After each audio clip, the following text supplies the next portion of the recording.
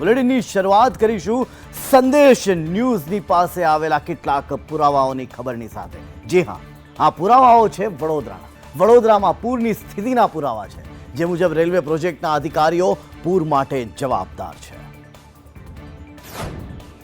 વડોદરામાં ચોમાસું શરૂ થતાની સાથે જ વડોદરાવાસીઓના માથે વિશ્વામિત્રી નદીના પૂરનું જોખમ તોડાવવાનું શરૂ થઈ જાય છે। લોકો તંત્રને રજૂઆત કરીને થાક્યા કે આ પૂરના સંકટમાંથી તેમને ઉગારે, પરંતુ તંત્ર જાણે કે ઘોર નિંદ્રામાં પોઢી ગયું છે।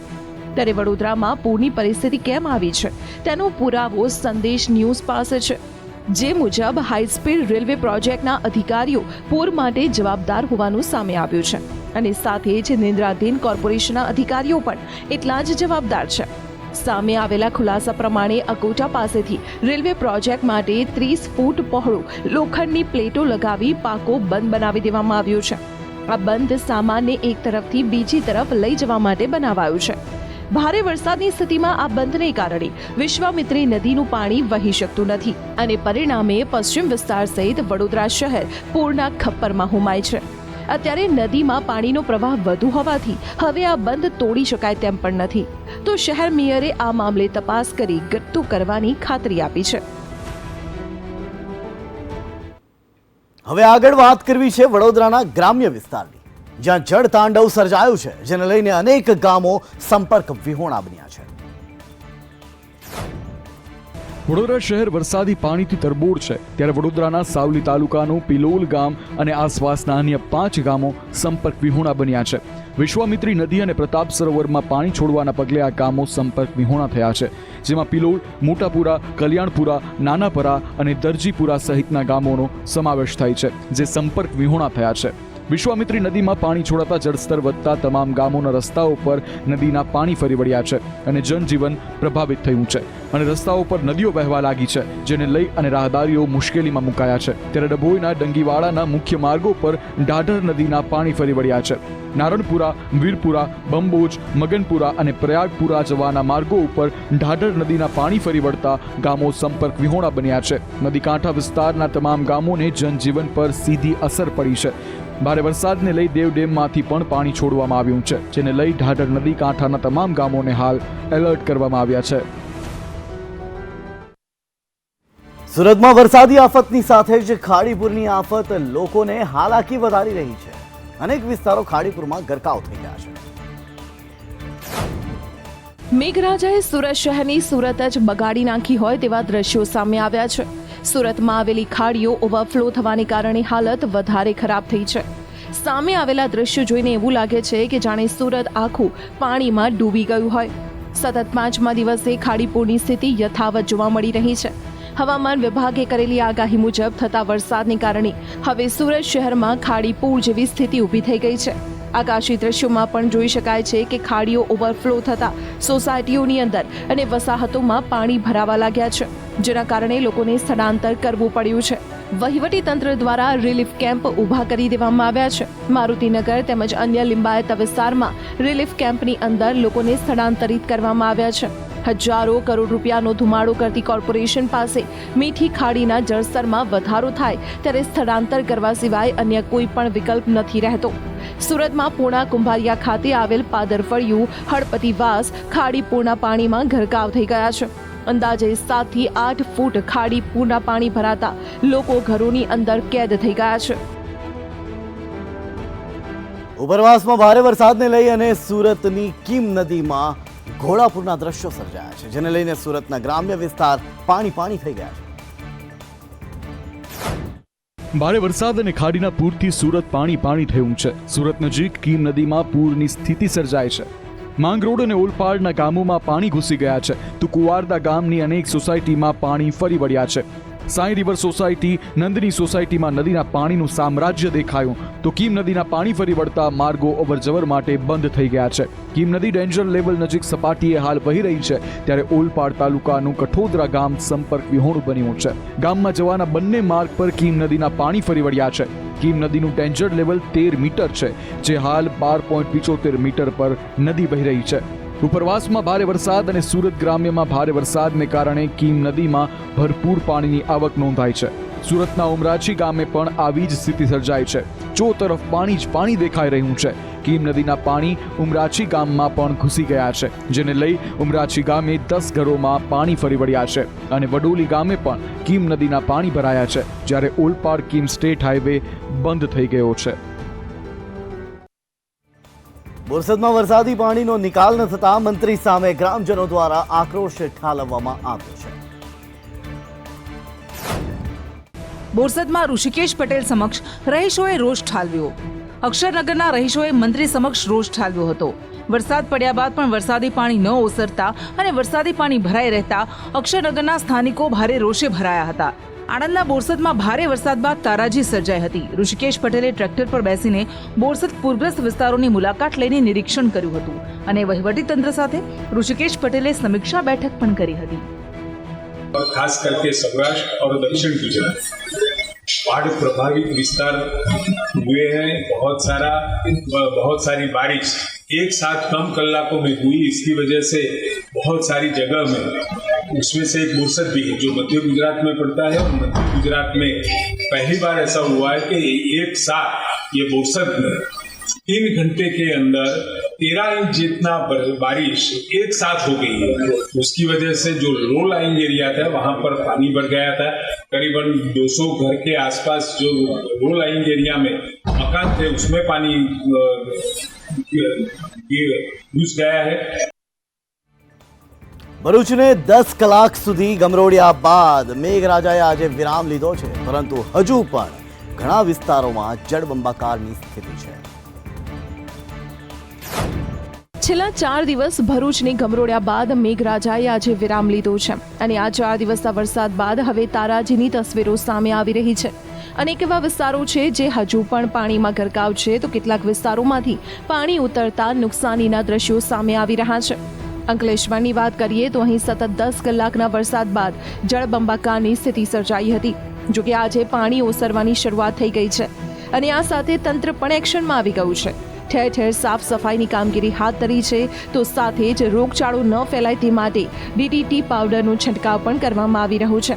વાત હાંસોડ તાલુકાની કરીએ તો અહીં ભારે વરસાદને કારણે કીમ નદી ગાંડી તૂર થઈ અને તેના પાણી આસરમાં અને ઓભા ગામમાં ઘૂસી ગયા હતા. પાણી ફરી વળતા જનજીવનને વ્યાપક અસર પહોંચી છે, તો નદી કિનારે આવેલું સ્મશાન પણ પાણીમાં ગરકાવ થઈ ગયું છે. આજુબાજુના ખેતરો પણ જળમગ્ન થયા છે. આ તરફ વાહન વ્યવહારને પણ માઠી અસર પડી છે.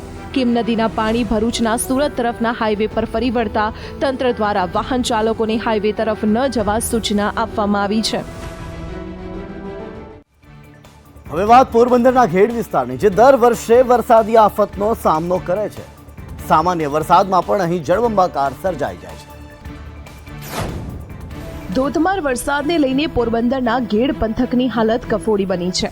ભાદર અને ઓજતના ધસમસતા પાણીના પ્રવાહ વચ્ચે 8 થી 10 ઇંચ જેટલો ભારે વરસાદ વરસતા અનેક ગામોમાં નીચાણવાળા વિસ્તારોમાં પાણી ઘૂસી ગયા છે. અનેક ગામોને જોડતા રસ્તા બંધ થઈ ગયા છે. બરડા પંથકમાં પણ 4 થી 5 ઇંચ વરસાદ વરસતા આ વિસ્તારની મુશ્કેલી વધી છે. તો રાણાવાવ અને કુતિયાણા તાલુકામાં પણ 1 થી 2 ઇંચ જેટલો વરસાદ વરસ્યો હતો. સમગ્ર જિલ્લામાં ભારે વરસાદને પગલે મુશ્કેલી વધી છે. હજુ પણ ભારે વરસાદની આગાહી છે, ત્યારે લોકોની ચિંતામાં વધારો થયો છે. કુતિયાણાના ગેડ વિસ્તારમાં જળબંબાકારની સ્થિતિ છે. વરસાદે વિરામ તો લીધો છે, પરંતુ પાણી નથી ઓસર્યા. ગેડ વિસ્તારનું ભોરદર, મહિરા, ભડ, નવાગામ, ગેરેજ, જમરા, મિત્રાલા, દેરોડર અને લુશાલા ગામ હજુ પણ પાણીમાં ગરકાવ છે. ડેર ગામમાં પણ વરસાદી પાણી ફરી વળતા લોકો ફસાઈ ગયા હતા. અહીં 4 વર્ષના એક બાળકની તબિયત લથડતા એનડીઆરએફ અને પોલીસની ટીમે તેનું રેસ્ક્યુ કરી સારવાર માટે ખસેડ્યું હતું. તો ગોસા ટુકડામાં મંદિર પાસે 2 લોકો ફસાયા હતા. તેમને પણ સુરક્ષિત જગ્યાએ ખસેડવામાં આવ્યા હતા. સમગ્ર ગેડ પંથક જળ તળબોળ થતા તંત્ર પણ એક્શનમાં આવી ગયું છે. રાજ્યમાં ભારે વરસાદ બાદ સુરત, વડોદરા, પોરબંદર સહિતના અનેક જિલ્લાઓમાં જળબંબાકારની સ્થિતિ ઊભી થઈ છે. શહેરો ડૂબવા લાગ્યા છે. ગામડાઓ, ખેતરો બેટમાં ફેરવાયા છે. આ બધા વચ્ચે અનેક લોકો ફસાતા એનડીઆરએફ અને પોલીસ જવાન દેવદૂત બન્યા છે. ખાડીપુરે સુરતની સુરત બગાડી નાખી છે. વાહનો ડૂબવા લાગ્યા છે. મંદિર મકાનો ડૂબ્યા છે. શહેરમાં હોડીઓ ફરતી થઈ ગઈ છે. નીચાણવાળા વિસ્તારોમાંથી લોકોનું સ્થળાંતર કરાયું છે. ઓલપાડના વડોલીમાં કીમ નદીના પાણી ખેતરોમાં ફરી વળતા 3 યુવકો ફસાયા હતા. એનડીઆરએફની ટીમે 3 યુવકનું રેસ્ક્યુ કર્યું, તો માંગરોળના લુબારા ગામે એનડીઆરએફની ટીમે સતત 9 કલાક રેસ્ક્યુની કામગીરી કરી હતી. ધસમસતા પ્રવાહમાં પોલીસ અને એનડીઆરએફની ટીમ પહોંચી અને 130 થી વધુ લોકોનું રેસ્ક્યુ કરી તેમને સુરક્ષિત સ્થળે ખસેડ્યા. લોકોએ દેવદૂત બનીને આવેલા જવાનોનો આભાર માન્યો. બીજી તરફ ઓલપાડના ધારાસભ્ય સ્થાનિકોને એનડીઆરએફના જવાન સાથે બોલાવ, ઉમરાજી, વડોલી, કઠોદરા પૂરગ્રસ્ત વિસ્તારોનું નિરીક્ષણ કરવા પહોંચ્યા. પોરબંદરમાં ભારે વરસાદ બાદ અનેક ગામો બેટમાં ફેરવાયા છે. અચાનક પાણી આવવાથી ટુકડા ગોસા ગામે 3 દિવસથી ફસાયેલા 2 વ્યક્તિનું રેસ્ક્યુ કરાયું. બીજી તરફ ચિંગારિયા ગામે બાળકને મેડિકલ ઇમરજન્સી ઊભી થતા એનડીઆરએફની ટીમે બાળક સહિત ફસાયેલા લોકોને રેસ્ક્યુ કર્યા. આ તરફ વડોદરા જિલ્લામાં ભારે વરસાદ પડતા અનેક વિસ્તારોમાં જળબંબાકાર જેવી સ્થિતિ છે. તો કરજણમાં રોડ પર પાણી ફરી વળતા પ્રસૂતિ માટે દાખલ થયેલી મહિલાનું રેસ્ક્યુ કરાયું. પ્રસૂતાને 108ની ટીમ દ્વારા કેટસમાં પાણીમાંથી સ્ટ્રેચર દ્વારા રેસ્ક્યુ કરાઈ હોસ્પિટલ શિફ્ટ કરાઈ. અમદાવાદના પૂર્વ વિસ્તારમાં 2 ઇંચ વરસાદ વરસતા અનેક વિસ્તારો જળમગ્ન થઈ ગયા. છેલ્લા 2 દિવસથી અમદાવાદ શહેરમાં મેઘરાજા મહેરબાન થયા છે અને તેના કારણે પૂર્વના અનેક વિસ્તારો છે જે પાણીમાં ગરકાવ થાય તેવી સ્થિતિ છે તે સર્જાઈ છે. નરોડા વિસ્તારમાં શક્તિનગર સોસાયટી, ઉદય ટેનામેન્ટ સહિતનો વિસ્તાર છે ને તે જાણે કે બેટમાં ફેરવાયો હોય તેવી સ્થિતિ જે છે તે સર્જાઈ છે. મહત્વનું છે કે છેલ્લા ઘણા વર્ષોથી આ વિસ્તારમાં આ જ પ્રકારની પાણી ભરાવાની સમસ્યાઓ છે તે થઈ રહી છે અને સામાન્ય વરસાદ જે પડે છે ત્યારે પણ આ જ પ્રકારની સ્થિતિ સર્જાય છે. નરોડામાં 2 ઇંચ વરસાદ પડતા ઉદય ટેનામેન્ટ સોસાયટી છે અને સોસાયટીમાં પણ વરસાદી પાણી છે તે ઘૂસ્યા છે. કોર્પોરેશન દ્વારા દાવા કરવામાં આવ્યા હતા કે કાર્યાલય ખાતે સાથે જ જે ખારીકટ કેનાલ બનાવવામાં આવી છે અને આ કેનાલમાં કનેક્શન જે છે તે આપવામાં આવ્યા છે જેથી આ ચોમાસા દરમિયાન પાણી ભરાવાની સમસ્યા નહીં થાય. ત્યારે આ ચોમાસામાં પણ સ્થિતિ જે છે તે નજરે પડી રહી છે. કેમેરામેન ચેતન પરમાર સાથે કશ્યપ, સંદેશ, અમદાવાદ. ચોમાસામાં વરસાદે જાણે ટ્રેન્ડ બદલ્યો હોય તેમ રાજ્યમાં છેલ્લા થોડા દિવસોથી ગણતરીના કલાકોમાં એક સાથે 4 થી 10 ઇંચ જેટલો ખાબક્યો છે. રાજ્યમાં વરસાદે વલણ બદલ્યું હોય તેમ આખો દિવસ વરસવાને બદલે અમુક કલાકોમાં ને દિવસોમાં વરસે છે. સૌરાષ્ટ્રને ધોધમાર ભીંજવ્યા પછી વરસાદે મધ્ય અને દક્ષિણ ગુજરાતમાં રૌદ્ર સ્વરૂપ બતાવ્યું છે. મંગળવારે મધ્યરાત્રિથી શરૂ થયેલો વરસાદ બુધવારે પણ આખો દિવસ ધોધમાર વરસ્યો.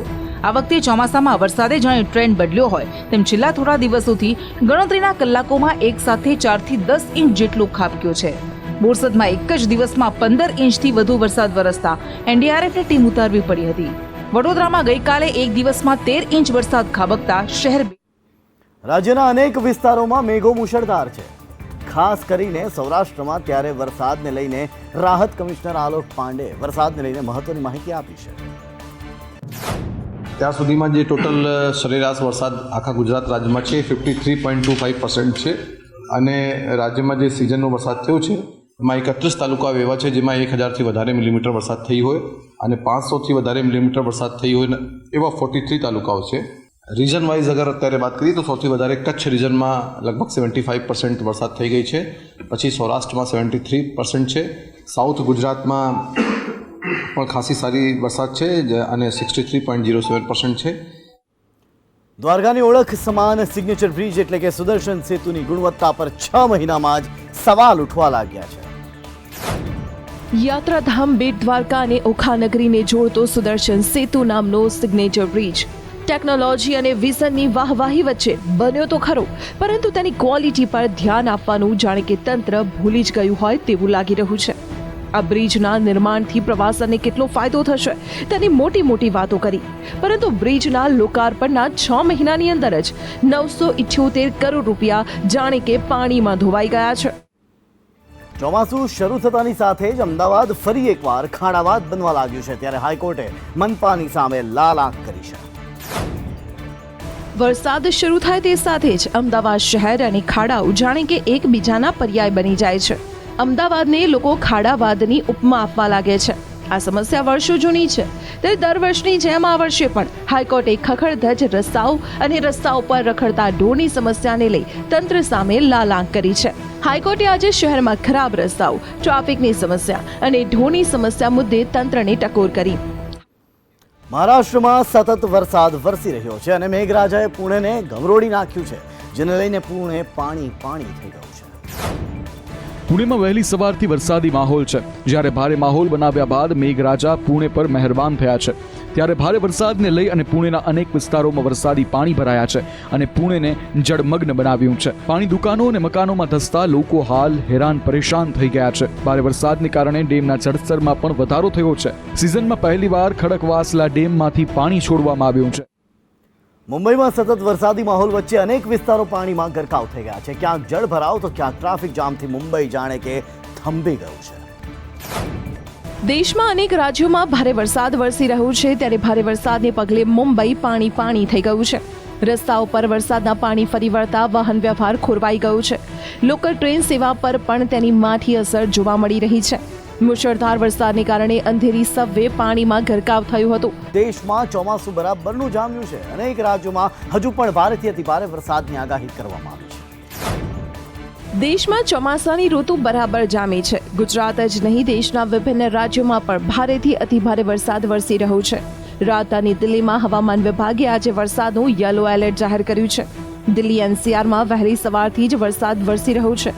સફદરગંજ, લોધી રોડ, પાલમ, પીતમપુરામાં વરસાદે દસ્તક દીધી છે. પહાડી રાજ્ય હિમાચલ પ્રદેશની વાત કરીએ તો અહીં વરસાદ સંબંધિત ઘટનાઓમાં અત્યાર સુધીમાં 47 લોકોએ જીવ ગુમાવ્યા છે. વરસાદને કારણે 15 રસ્તાઓ સંપૂર્ણ બંધ થઈ ગયા છે. ડીઆરડીઓની વધુ એક મોટી સફળતા, ઇન્ટરસેપ્ટર મિસાઇલનું કર્યું સફળ પરીક્ષણ. ડીઆરડીઓએ બુધવારે બીજા તબક્કાની બેલિસ્ટિક મિસાઇલ સંરક્ષણ પ્રણાલીનું સફળતાપૂર્વક પરીક્ષણ કર્યું છે. ડીઆરડીઓએ અબ્દુલ કલામ દ્વીપ પરથી તેની ઇન્ટરસેપ્ટર મિસાઇલ AD-1ને સફળતાપૂર્વક લોન્ચ કરી.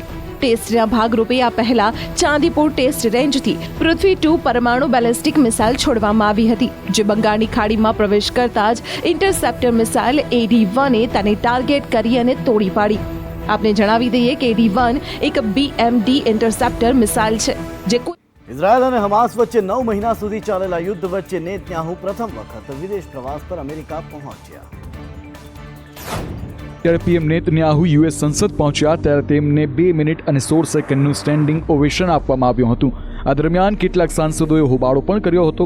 ટેસ્લાના માલિક એલોન મસ્ક પણ સંસદમાં અતિથિ તરીકે હાજર રહ્યા હતા. નેતન્યાહુએ લગભગ 52 મિનિટનું ભાષણ આપ્યું. ભાષણની શરૂઆત કરતા તેમણે કહ્યું કે 7 ઓક્ટોબરે ઇઝરાયલ પર થયેલો હુમલો અમેરિકા પરના 9/11ના હુમલાની સમાન છે. તેઓએ કહ્યું કે રાક્ષસોએ મહિલાઓ પર બળાત્કાર કર્યો, પુરુષોના માથા કાપી નાખ્યા અને બાળકોને જીવતા સળગાવી દીધા.